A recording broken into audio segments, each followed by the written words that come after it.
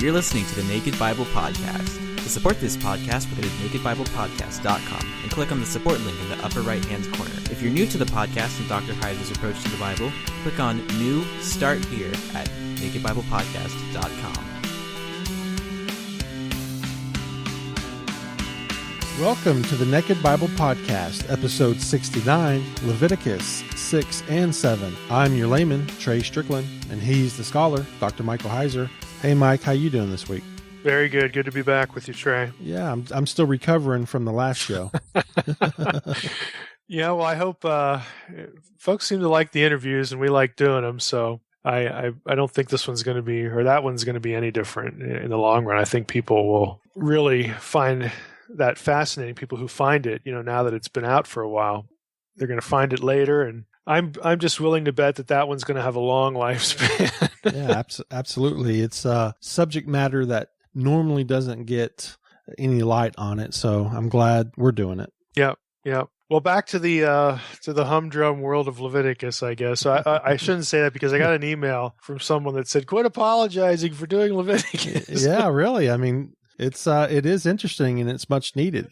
Yeah. So whoever that is, you can consider me rebuked. So I'll try to remember that. Well, Leviticus 6 and 7 today, and these two chapters are sort of going to be dipping back into the first 5 chapters in some respects. Again, obviously we've covered the offerings, the major offerings up to this point. First 5 chapters, we had the whole burnt offering, which listeners will recall was a gift that was brought to God. Again, want to spend time with God, so we bring God a gift. A peace offering we talked about, the grain offering, the quote-unquote sin offering, which, again, per our discussion, we really recommended referring to it as the decontamination offering. And then the guilt offering we talked about most recently. And again, for I think a better way of terming it or referring to it was the reparation or the restitution offering. So Leviticus 6 and 8, you get these 2 chapters. They're going to sort of present the not necessarily the procedural rules, but they're going to present the quote-unquote law for each of these types of sacrifices. So what the first 5 chapters did was essentially emphasize kind of the mechanics, the ritual mechanics of it, the preparation of the sacrifices, their ingredients, do this with this part and that with the other part, that sort of thing. These 2 chapters really focus on the role of the priesthood as those who officiate in the sanctuary, and then detail things to do that attend, again, are a part of bringing the sacrificial offerings in order to prevent impurity. Another way you could say it, and I'm going to be tracking through Levine for a good part of this. I'll try to remember to refer to him when I'm doing that. But these 2 chapters will specify, again, what to do with certain portions, especially what to allocate to the priest. And we've had a little of that, before, because first 5 chapters mention in passing, this is the part that goes for God, this is the part that is kept for the priest. But you get a little more of that in these 2 chapters. What's sort of unique to these 2 chapters, those 6 and 7, is the little glimpse they give us of the system whereby the priests partook of sacred meals within the boundaries of the sanctuary. So, except for the burnt offering, think of it this way, except for the burnt offering of chapter 1, Leviticus 1, and the grain offering that we're going to see a little bit here in chapter 6, and then the decontamination offering from Leviticus 4, the quote-unquote sin offering. Most sacrifices were actually meant to be eaten, and typically by priests and on occasion by the people who brought them. So Leviticus 6 and 7 gets into a little bit more about how to parse that, who eats, what can you eat, that kind of thing, which, sounds kind of odd, sounds kind of boring, but think about it. Here you have a system of different sacrifices.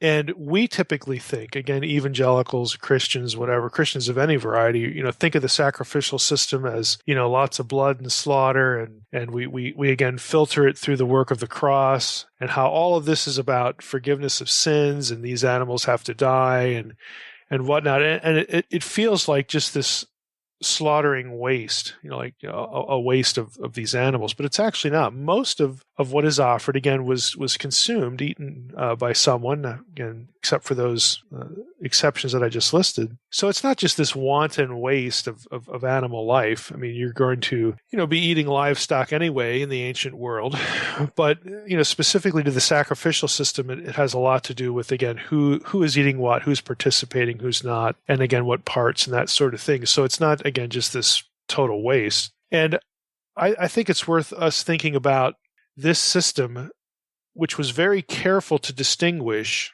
who gets to eat some of it and who doesn't, and who gets to eat what parts and all that sort of stuff, because some is for God, some is not. And then you have all these issues of impurity.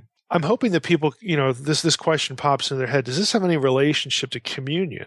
To the Lord's table. And I think conceptually it does, with one sort of important twist. Think about communion. You have bread and wine. Well, the bread, this is my body. Again, the wine, this is my blood. And I think there is a correspondence there between, again, grain offering, again, because that's what you make bread out of ultimately, and meat, for the offering, again, the flesh, and you have a sacred meal. But in the Old Testament, there were very strict rules about that. And most of the time, it was just really the priests. Occasionally, the people who were sort of connected to the sacrifice because they brought it, they brought it because they either wanted to commune with God or they had some problem, like need of restitution, or they had committed, again, either, in most cases, unintentionally, they'd done something that rendered them ritually impure, so they had to be decontaminated and all that. Occasionally, they got to participate, but most of the time, the common person did not. Well, look at the analogy. I mean, if there is indeed, again, this sacrificial analogy between the Old Testament system and the work of Christ, the communion idea makes a lot of sense, even if it includes everyone. It includes all believers, not just priests, not just a priestly class or an elite class or anything like that. Why? Because in New Testament theology, all believers are priests, priesthood of the believer. Okay, you are God's temple. You are a holy priesthood, and it's egalitarian. It's everyone included. So if you're a Jew, again, put yourself in the context. If you're a Jewish person and you're familiar with the ritual system, either because you were taught it or you saw parts of it in the Second Temple, around New Testament times, you're familiar with this, the inner workings of this, and you know that participation in the meal sense is pretty much basically going to exclude you because you're not a priest. Well, when you have the apostles coming along and preaching and in Paul's case writing about this stuff, where it basically says no, we're all priests. We all get to partake of the sacred meal now. Okay, because it commemorates the flesh, the Lord's body, which was broken for you, and again his death. This is the cup of the New Testament, the new covenant here. This is my blood, so on and so forth. I mean, we all get to partake of that because we're all priests. We're all sort of on equal footing. That would have been very striking, again, to a Jew who's introduced, again, by the apostles, by apostolic preaching, or by a letter from one of the apostles that we have in our New Testament, to these ideas, because before they would have been quite restricted, but now they're not. So, again, what we're going to read here in Leviticus 6 and 7, I'm actually going to just pick a few spots here, more or less talk about the two chapters conceptually, but there will be parts of this that just, you can see are, an interesting analogy. Another part of it would be where in this system, the priests, again, receive their portions, again, in return. It's a payment. So in return for their services on behalf of the Israelite people. This is why they get to eat part of the sacrifices, because this is like income to them. This is part of their sustenance. So what does that tell us? You have essentially instruction that illustrates the rule that priests, again, had to be compensated. It's kind of interesting that the high priest in Leviticus 6, around verses 19 to 23, could not be compensated for sacrifices performed on his own behalf. Just a little exception there. So he could only do it for services rendered to others, but nevertheless, this is a payment. Now, isn't it kind of interesting when Paul comes along, again, he's the guy writing a lot of this believer priest kind of thing. Paul comes along and does not insist on being supported by the congregations that he starts. Now, he says, I could insist on the labor's, worthy of his hire. I could make a demand here, and so on and so forth. But instead, he goes out and he gets a job. He supports himself. But this whole notion that, again, he, as an apostle, is really not a priest, because if he thought of himself as a priest in the terms of an elite, distinct from the rest of the community of believers, this probably would have been a bigger deal. He would have made it sort of a right, sort of he would have made the demand, but he says, no. He goes, I could do that, and the laborer is worthy of his hire, but I'm not going to be a burden to you. So even though conceptually all believers are priests, the way Paul sort of reinforces that point is to deny that priests, the priesthood is something special by again getting a job and not insisting on being sustained like the Old Testament priests were. And again, that is kind of interesting, because I think that puts the whole idea of, quote, having all things in common from Acts chapter 2 in a different light as well, because it sort of makes sense. Well, we don't do what we do. We don't have to, we're not forced to support this one person or this small group of people. We're not forced to do that. We're going to do it voluntarily, but they're telling us that we should have all things in common. And again, that makes sense if everybody's a priest. It's this mutual support. It's not the support of an elite class, that's sort of a different breed of Christians, like the Levites, and not even all Levites were priests, but the priests and the Levites, they were marked off as being sort of a separate class of Israelite, because they're the only ones that can occupy sacred space and do this or that ritual, or care for the vessels of the tabernacle and tear it down, put it back up, all that sort of thing. So they were in a special class, but all of that, sort of disappears and becomes this mutual support kind of thing in the New Testament, where everybody is, again, sort of classified as a priest. So it's kind of interesting to look at some things in the New Testament through, opposite of what's typically done, but through the lens of the Old Testament, rather than looking at the Old Testament through the lens of the New. It's kind of interesting to do it in reverse and just see the contrast. Because again, if you're a Jew, you're going to be used to this system. You're going to be used to this thinking, well, there's us and the priests, and we're not them, and they're not us, and they're different, they're special. They have, they get closer to God than we do, and they get to partake of this or that, and we don't.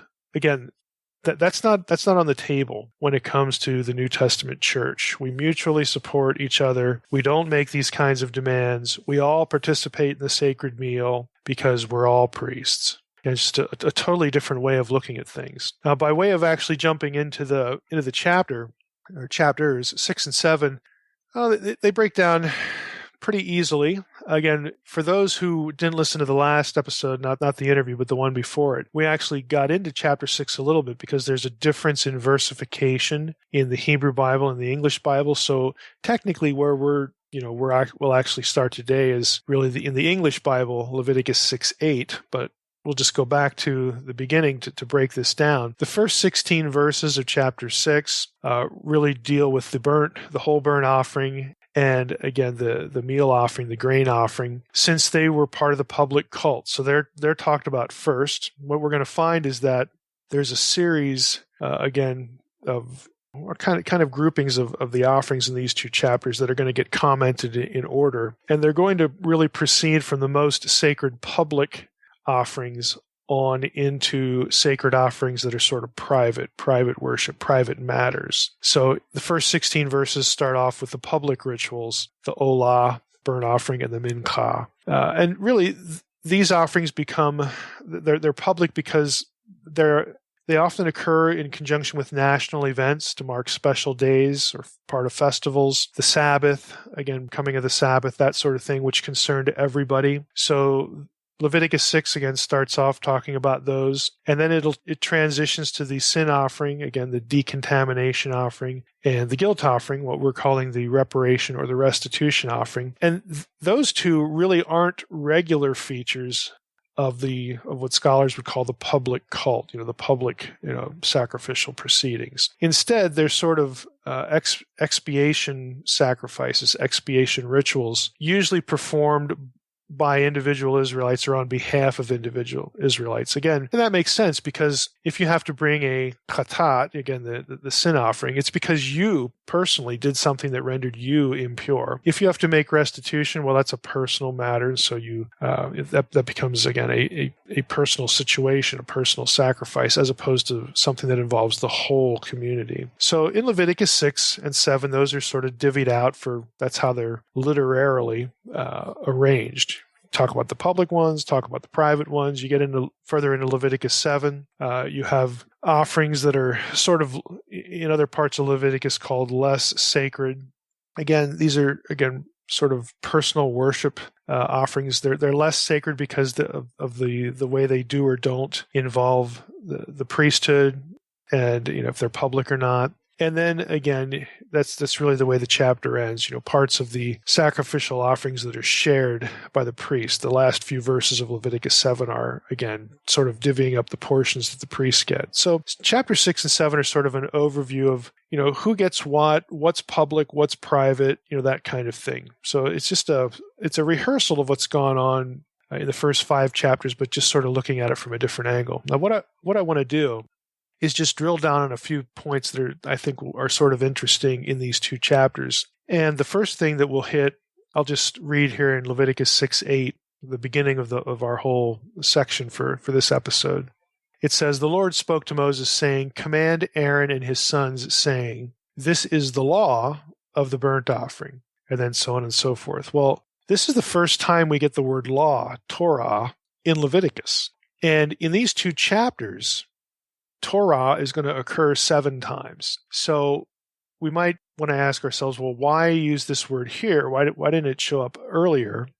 What's the point? Well, Hebrew Torah is a noun, obviously, that derives from the root in Hebrew yara, which means to cast or to shoot. I think shoot's actually a better way to think about it, like shooting an arrow, for instance. Some dictionaries, again, those of you who are into Bible study and you actually use lexicons or theological word books or that sort of thing, some dictionaries will actually have 2 yaras. They're homographs, one to shoot, the other one to show or indicate. Now, there are scholars who disagree about whether those are homographs or not. For our purposes, it doesn't really matter, because if you think about it, to shoot, sort of to aim and shoot, the abstract idea of yara, the verb, and hence the noun Torah, is to show something, to shoot at something, metaphorically, to aim at something, to direct attention toward. And that's actually what the verb yara means sorry for the Hebrew lapse here, but in the hifil stem, which is the causative stem in Hebrew. It means to aim or direct toward, and hence the noun Torah means instruction, to show the way, to be shown what to do, how to do something. And so, again, the Torah, the law here that we're going to read about in Leviticus 6 and 7 is really ultimately, as we said a few minutes ago, concerned with the priestly participation, the portions, what's done with them, that sort of thing.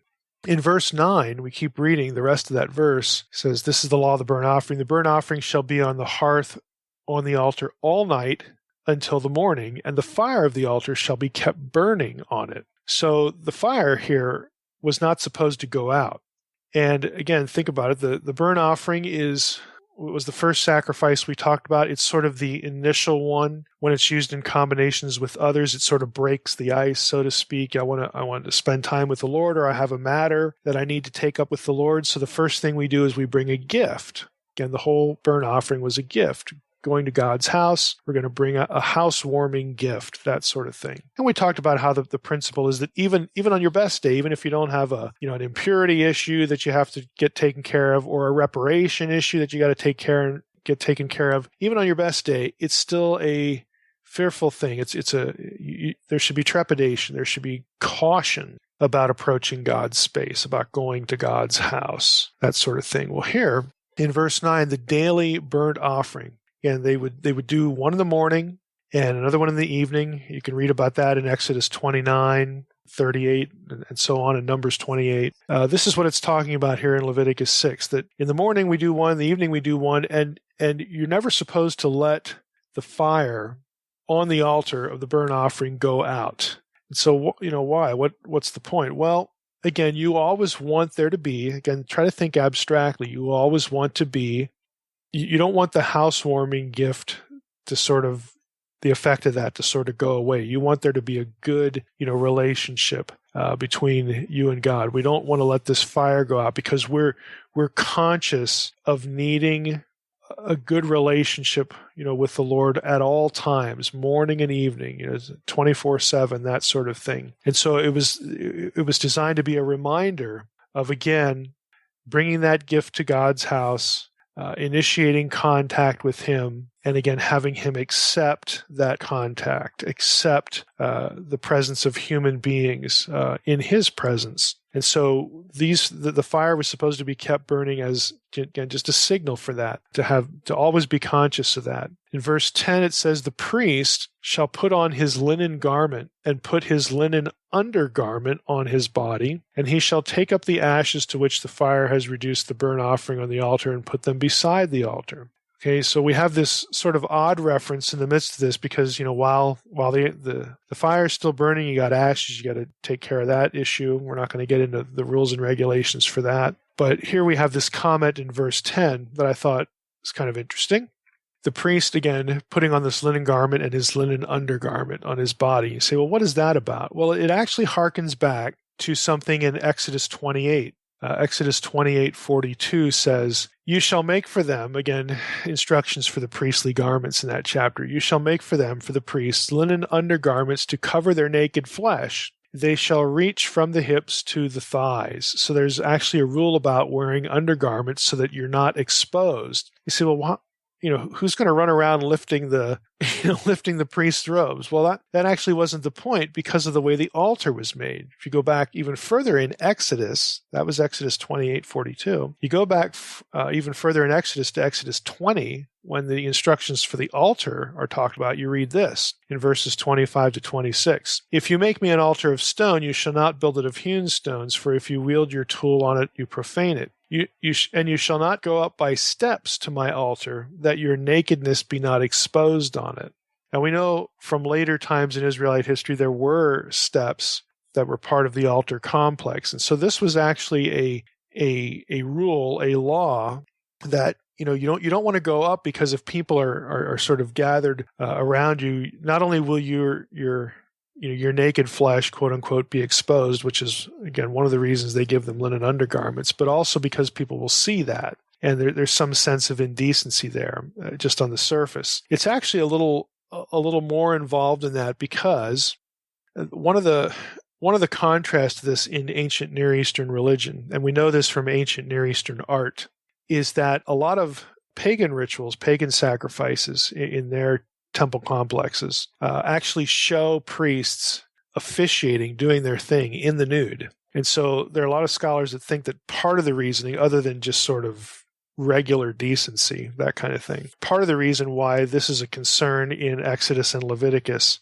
is this contrast. We're not going to do this like the pagans do. So we're not going to do anything that would smack of, quote unquote, ritual nudity. And we're going to see this later on. We've seen hints of it already, about making it very clear that we don't have any sort of any sort of fleshly, sexual relationship with the priesthood, between the people who are bringing offerings and the priests, and what goes on, in the temple complex. And again, a big part of that reasoning is what did go on in other temple complexes, especially when you get to things like the whole sacred marriage ritual, where the certain temple complexes in pagan religions would, for lack of a better term, either designate or employ, designate's probably a better word, priests or priestesses to engage in sexual acts in the temple complex, typically, sexual intercourse, because of the belief that, okay, this is how the gods,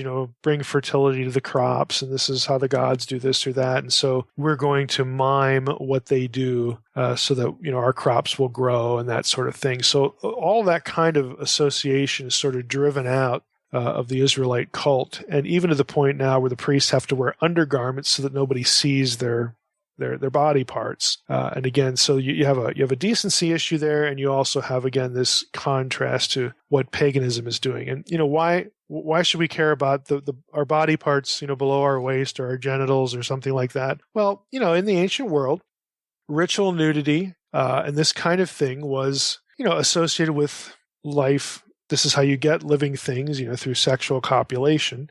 And abstractly, the gods would cohabit and then you'd get rain, and all these kinds of beliefs. But it was associated with life and ultimately death and rebirth, these cycles. And so in pagan religions, you'll often have either rituals done in the nude or you'll have sexual acts performed with some sort of magical intent. Again, like I mentioned a few moments ago, that priests and priestesses would mime what they were thinking the gods were doing to cause things to grow or to cause the cycles of life and death and rebirth to continue. So when you're doing things here to imitate what you think the gods are doing and sort of to produce a desired effect, that's one of the definitions really of magic, sympathetic magic, to be more specific. And again, the Israelite sacrificial system sort of has these built-in prohibitions or obstacles, might be a better way to say it, to having people think in those terms about what's happening in the tabernacle or in the temple complex, what's happening with the sacrificial system. It has nothing to do, with that, sort of behavior, that sort of thing. So there are, again, just things like that really are very clear contrastive elements if you were familiar with the way certain other pagan religions sort of do their sacrifices, at least some of them. So I thought that was a point of interest. Let's go down to verse 13, where we have here, again, another reference to fire shall be kept burning on the altar continually. We have, again, in connection here with other offerings, again, the idea of the same thing, the perpetual fire on the altar. Again, especially now we have it associated in verse 12 with the peace offerings, which again is this communion between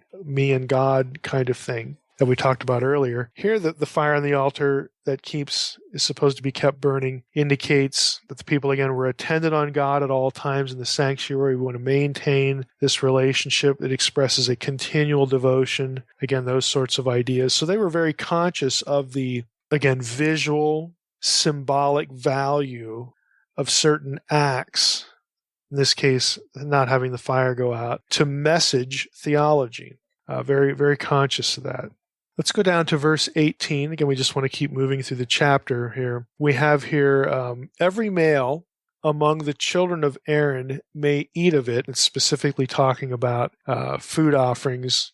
I have the verse prior to that. I have given it as a portion of my food offerings. It is a thing most holy, like the sin offering and the guilt offering. So this is about, again, part of the offering that's consumed. So every male among the children of Aaron may eat of it. Children of Aaron, again, they're talking about the priesthood, as decreed forever throughout your generations from the Lord's food offerings. And here's the line I want to focus on. Whatever touches them shall become holy.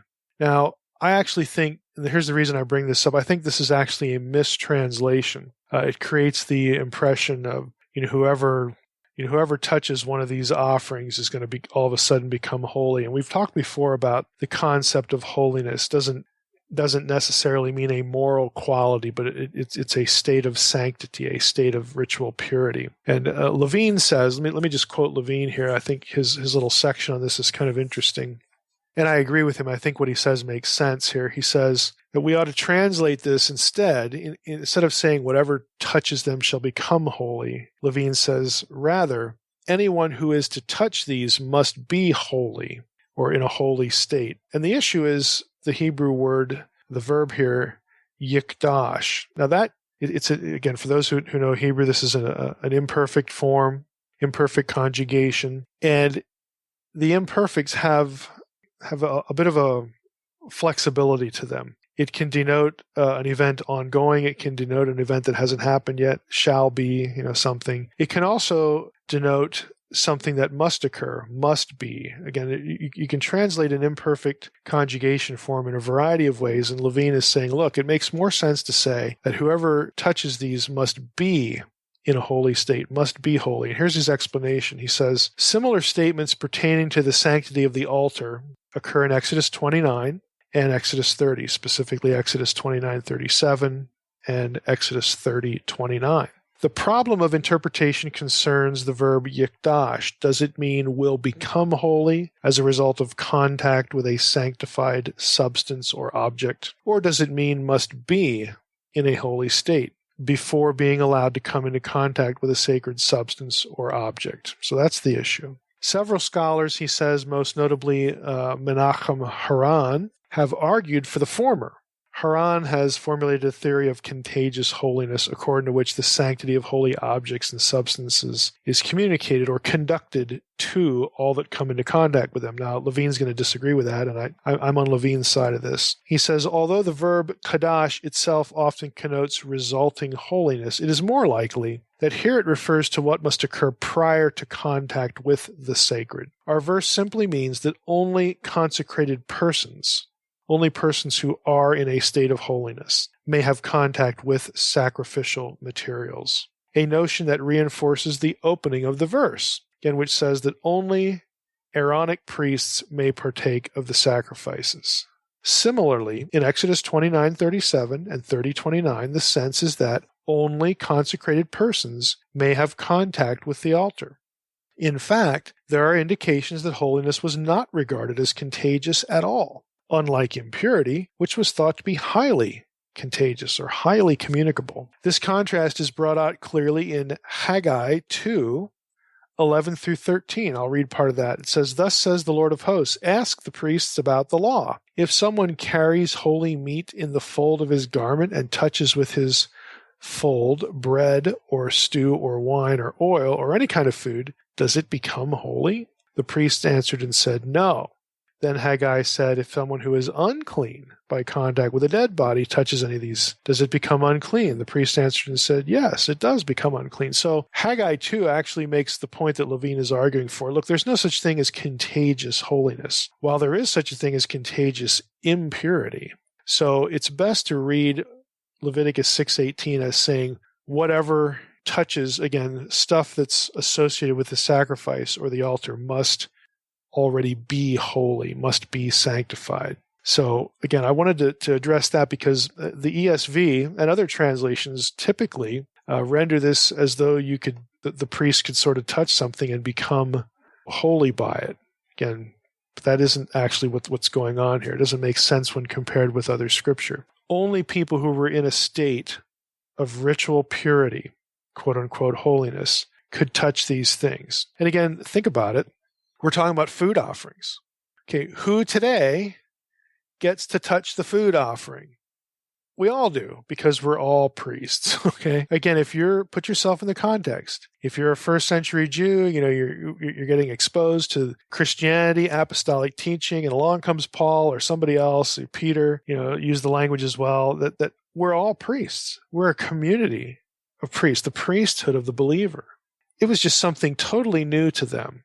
Because again, there were these two classes, and frankly, if I could be so bold here, and I'm not saying this is a moral evil or something like that, but there are a lot of churches today, a lot of denominations who maintain firmly a distinction between the clergy and the laity, and one of the ways they do it is who gets to handle the sacred meal stuff, or even positionally. Think about maybe certain churches you've been in where the priest is separated from the congregation by a rail or some other piece of furniture or something like that they're actually set off or cut off or again kind of, I don't want to use the word quarantine because that's a little bit silly here. It has the wrong connotation, but you get the idea. They're separated from the laity just in terms of the way the church itself is laid out.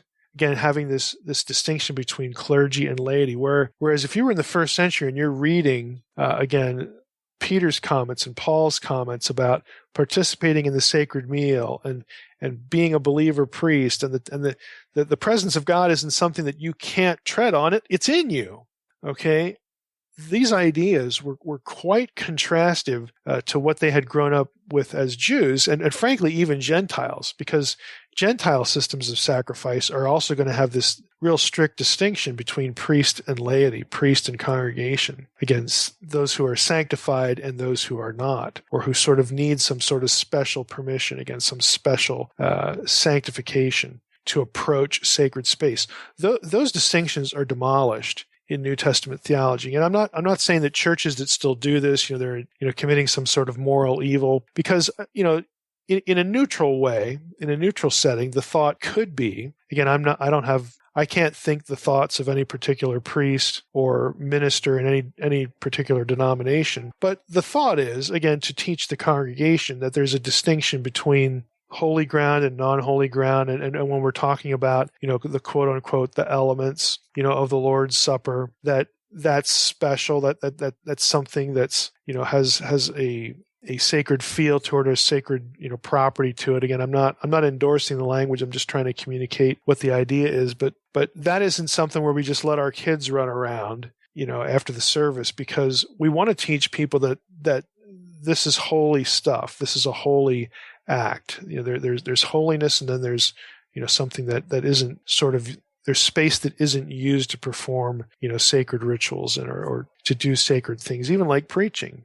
I've been in some non-liturgical churches, Baptist churches, for instance, where they were very strict or very insistent on not having, again, kids after the service or something like that just run up on the, where the pulpit is, because that's where the preaching happens. That's where the pastor does his thing. That's where we baptize people, behind there in the baptistry. So that's not just normal space in this building we call our church. It's something special. So they wanted to, again, teach these ideas. So I think denominations, who have this sort of mental distinguishing, and even, again, more than that, even physical distinguishing, trying to teach, their congregation, to not, treat that space up there where the preaching happens as normative, as just everyday, as common. Again, I could look at that and say, well, yeah, that's a worthwhile lesson to teach, perhaps, and I don't think it's anything sinister or bad. So I don't want anybody to get the wrong impression here. But what I am saying is, when you have the first century church,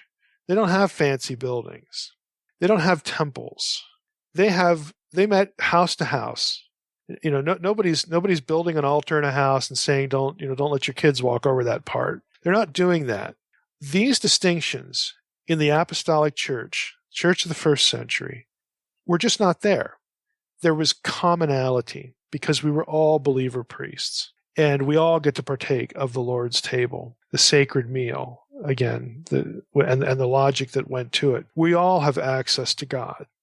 Okay, we all are on equal footing because of the blood of Christ, because it sanctifies us. It makes us fit to occupy sacred space by definition. And we are sacred space because the Spirit of God, the same Spirit that inhabited and dwelled in the tabernacle and the temple, lives in us. And so these trappings of modern church didn't have a place in the initial church. Now, we can talk about, it's really a subject for a whole other podcast, maybe even a different podcast, somebody else's podcast. But this whole way that we approach doing church today, to a first century convert, somebody who's just glad to find another believer, and, hey, can I hole up here for a few days because our opponents just trashed my house or something like that, or under persecution in Rome. And again, they can't be so public about it in certain contexts in the early church. And they don't have these things. What we do would have been quite foreign to them, potentially even offensive. It depends on how they were thinking about it, and really how they're presented, how they would have been presented. But again, I'm just hoping you get that distinction, that there's this logic that sort of goes with all things in common, participating in the sacred meal. That when we look at Leviticus, again, when we have Leviticus in our head, we can see some of the theological messaging and really the power of it in the New Testament era, when these sort of ecclesiastical walls are torn down. And again, there are lots of historical reasons why church is done the way it's done now. And again, we don't need to go into that, just to make the point that, this is something really worth thinking about, something that a first century Christian, especially if they had a strong Jewish background, but again, even Gentiles, would have just noticed right away. Let's go down to another thing here. Chapter 6 we're still in. Let's go down to verse 26. Again, just a little snippet here. I'll go back to verse 24 where it starts the section. The Lord spoke to Moses, saying, "Speak to Aaron and his sons, saying, this is the law of the sin offering. In the place where the burnt offering is killed shall the sin offering be killed before the Lord. It is most holy.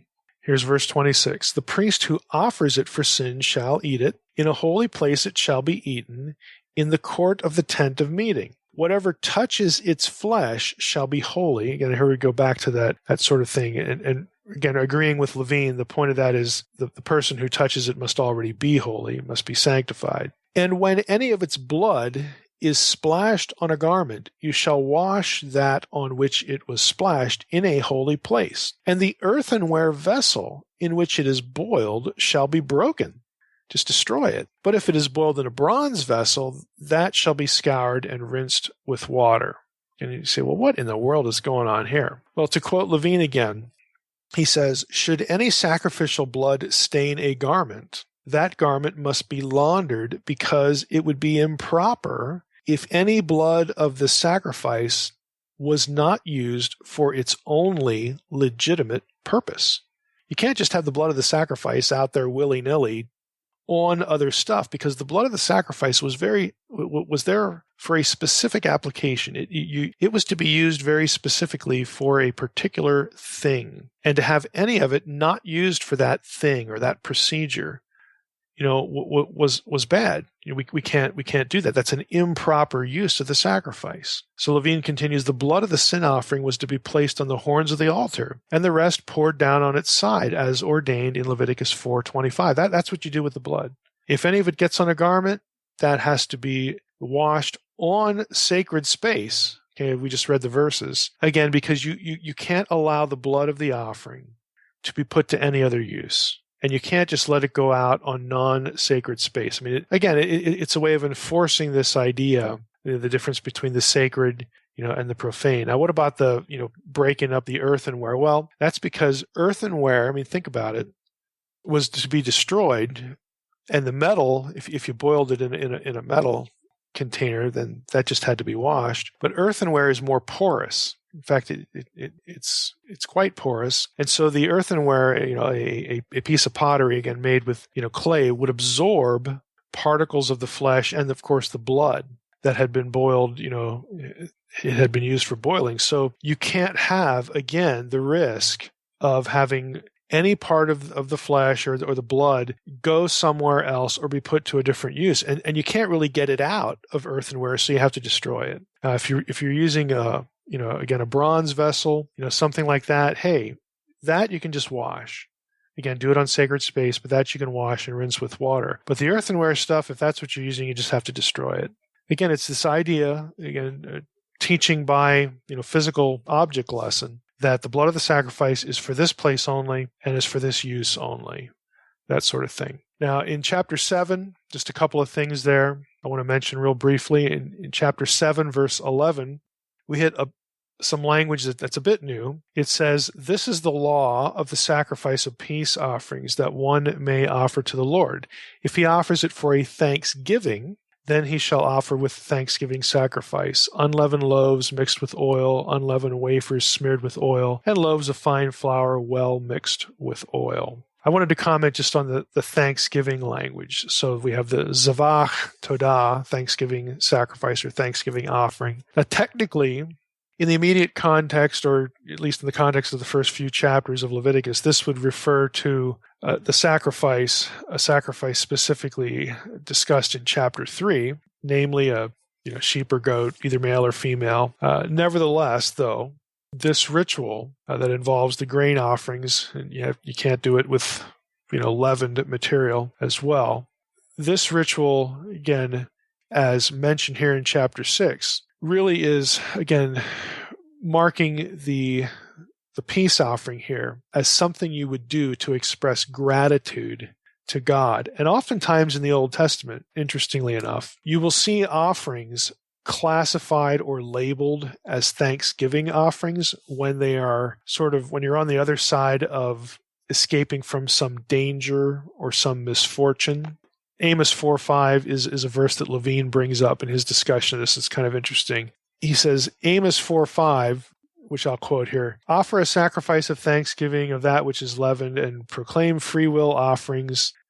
Publish them, for so you love to do, O people of Israel, declares the Lord God. So it's a negative comment again, but Amos is pointing to this notion of people doing what they're doing to sort of avoid danger or avoid misfortune. And again, they're doing it not necessarily correctly, but it's sort of symptomatic that, hey, we better do this stuff, so that we can avoid bad stuff that's going to happen. Well, look whose book it is. It's Amos.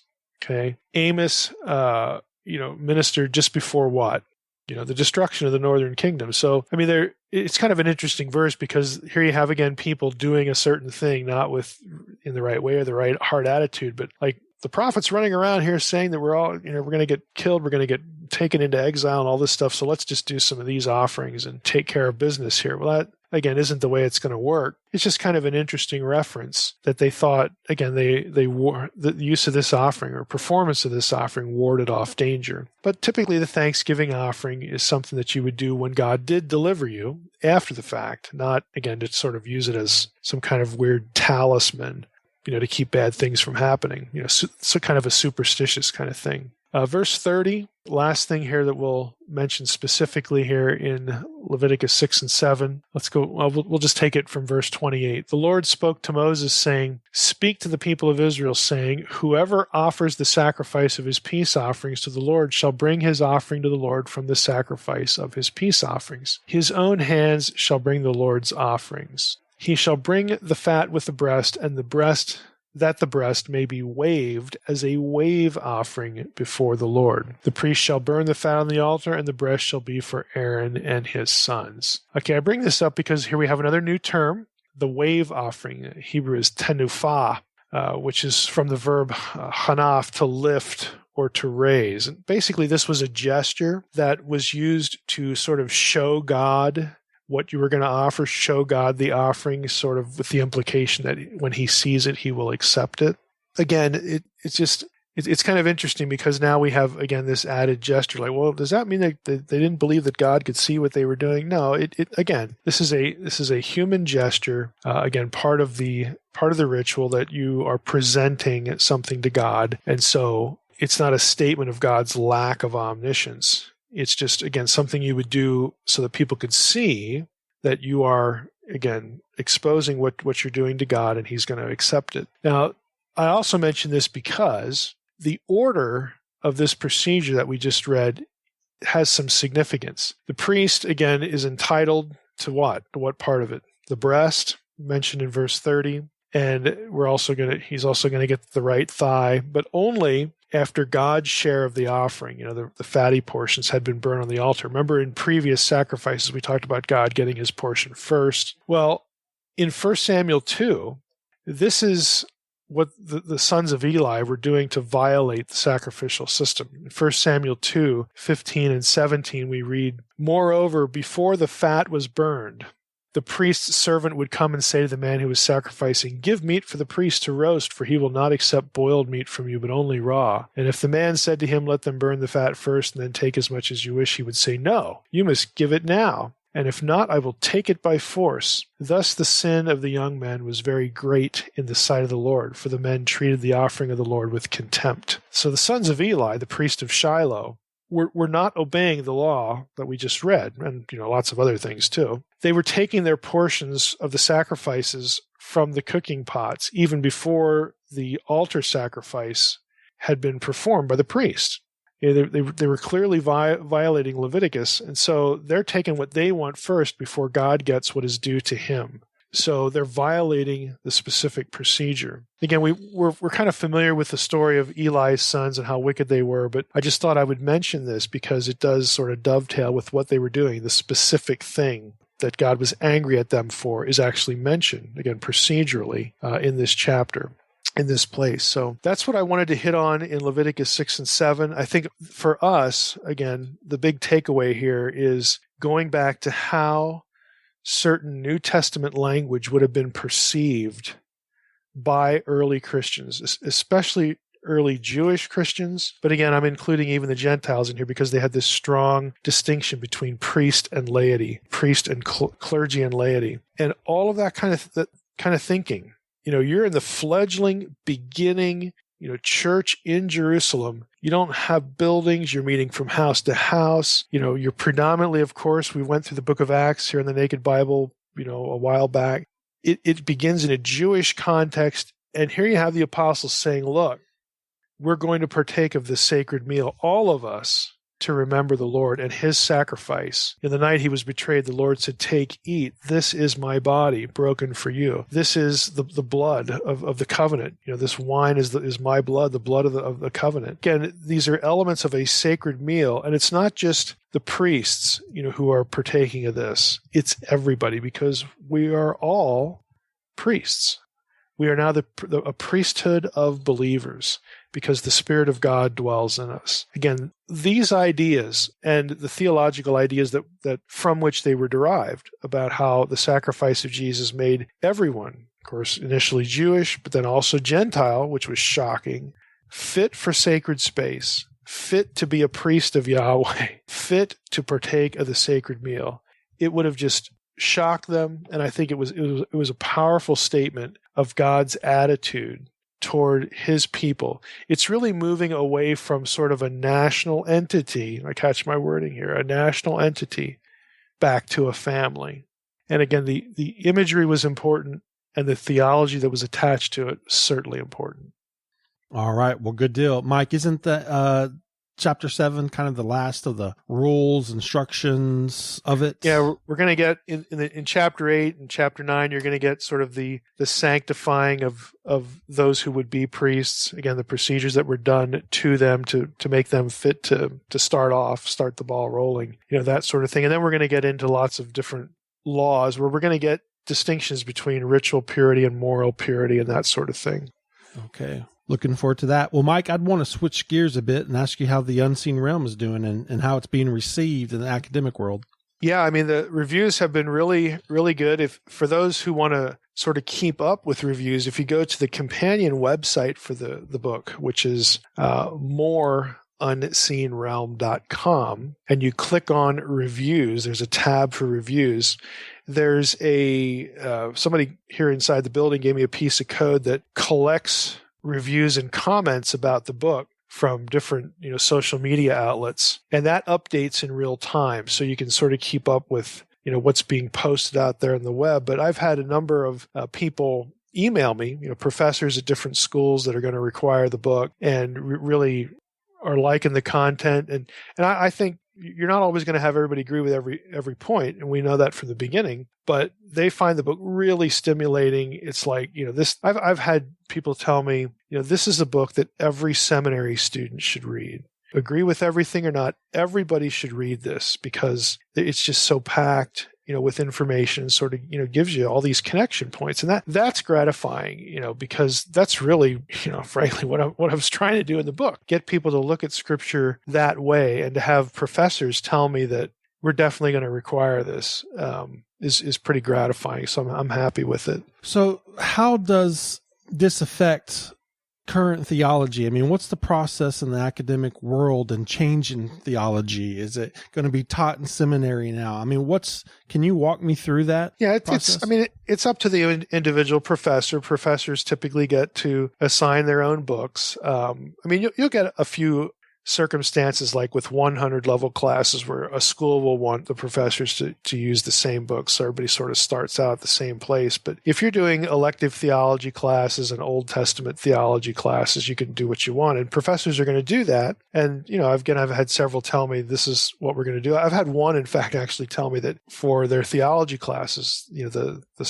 so to speak 100 level classes, that they're actually going to require it for all of them across the board. So you get some of both, but that's typically what happens. Professors assign what they want, and they want to expose their students, to whatever the content is, and they'll do that. But at the end of the day, seminaries ultimately, at least many of them, are about perpetuating their own Christian subcontext and subculture, and this isn't going to make anybody who's in a Reformed seminary say, oh, we should just ditch our Reformed theology and go to that. I mean, that's pie in the sky and frankly unnecessary. There's a reason why I'm denominationally independent and denominationally apathetic, because good biblical theology can operate in any denominational context. I mean, you're going to have distinctives, sure, but what I'm doing in the unseen realm is really applicable anywhere. And I get emails from, I've gotten emails from Catholics, from, people in Presbyterian churches, Baptist churches, Anglican churches, charismatic churches that either read the previous draft or now the book that say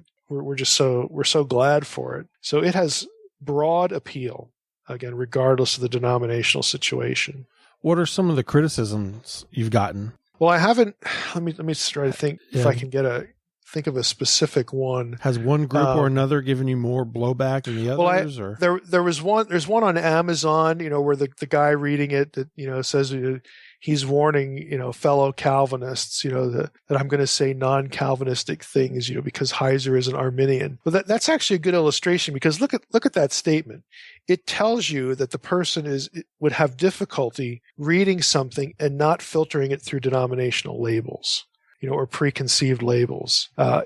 It's funny to me, because if I say something John Calvin wouldn't, oh, then I must be an Arminian. If I say something John Calvin would, oh, then I must be a Calvinist. People have difficulty thinking about theology, dare I say, just using the text, just caring about the text, and not where a conclusion falls in the nomenclature, in the categories, in the systems. But that's okay, because I know that's where a lot of people are going to be at. Doesn't matter, to me. But what I, again, personally find gratifying is that I get responses that are very positive from basically every denomination. And I find that gratifying, because what it tells me, again, is that the content, at the end of the day, does not derive from or support any one tradition. And it shouldn't.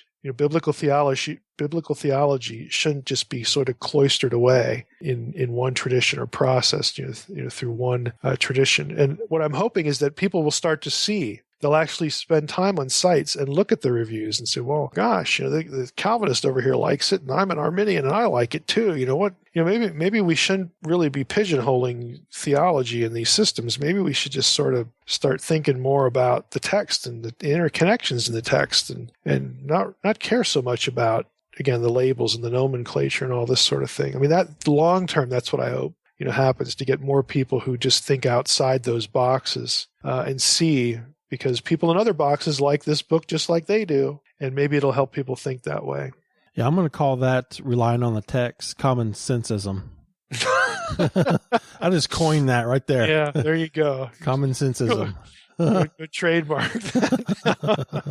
Yeah. So I think in the future, other than having professors use it in class, there are some schools. I have two specifically that a conversation has begun about having an event at the school, that would be sort of part of the school's calendar, which would, get lots of students there, going out and talking about the book, at a school. So there are two of those things that, are at the very beginning of the conversation. But beyond that, when I hit the academic meetings in November, I know a number of the people who are sort of the society officers, people who set up the convention and have to do all the grunt work there. And it's very common, to ask them for special sessions and say, hey, can we put this on the calendar for next year and have a call to papers, maybe something like, discussion of Mike Heiser's Unseen Realm or something like that. And then people would submit, they would see that next year and they would submit papers, and I would be, myself and probably 3 or 4 other people would look at the proposals. But it would be nice to do that, because then you get other scholars and other, doctoral students and seminary students sort of interacting with the material. And out of that, you would naturally get new thinking, you'd get, constructive, criticism, you'd get, boy, I love this because of this other thing over here that I'm working on. And last year I came across 2 or 3 papers doing divine counsel stuff in ways that I hadn't really thought about, that were just outstanding papers. And that's the kind of thing I hope to have happen on sort of a broader academic level, something bigger than just one school, to get people interacting with it. Because that way I learn something and I have more material to put in a second book and that sort of thing. So ultimately, we hope to start that ball rolling in November with the academic societies. And you'll find out if that is going to be approved or. Yeah, it wouldn't take too long after I propose it. I would think maybe a couple months. I don't know what their calendar is for when they make those decisions specifically. I just know who the people who are the people who make those decisions. I hope that happens for 2016 because I think it's in San Antonio, Texas. Yeah. I'll be able to attend that. Yeah. Did you look ahead? Because I don't know that it is, but I know San Antonio is coming up soon. Yeah, I think it's next year. This year's San Diego, and then the year after. Well, this year's Atlanta. Atlanta, that's right. So, and then next year is San Antonio, I believe. Yeah, 2017. So, yeah. That would be good. And then even this year. That would be 2016. You're right, yeah. And this year, we're aiming hopefully to have some good interviews out of that as well. Yeah. I am going to take my recording device with me to the conference and chat with people. I mean, I'll do, just stuff I just think people will be interesting. I'll run into John Walton and say, "Hey, John, give me 5 minutes. Here are my 3 questions." And because you run into people all the time, I talk to them every year. But it'd just be kind of nice to have a recorder there, just to chit chat, and then maybe get into this other stuff too. Yeah, it'll be fun. Yeah, I'm looking forward to that. All right, Mike, was there anything else you'd like to discuss for the show? No, I think that's it for this time. And next week, we're going to be doing our 6th question and answer show. Woo-hoo. So we'll be looking forward to that. I promise everybody, I still have your questions in the queue. We probably have enough to do at least 4 or 5 question and answer shows. So at least we'll chip away at it and get our sixth one under our belt next week. So stay tuned for that. I promise you we're whittling away at it. And Mike, I guess with that, I just want to thank everybody for listening to the Naked Bible Podcast. God bless. Thanks for listening to the Naked Bible Podcast. To support this podcast, visit www.nakedbibleblog.com. To learn more about Dr. Heiser's other websites and blogs, go to www.drmsh.com.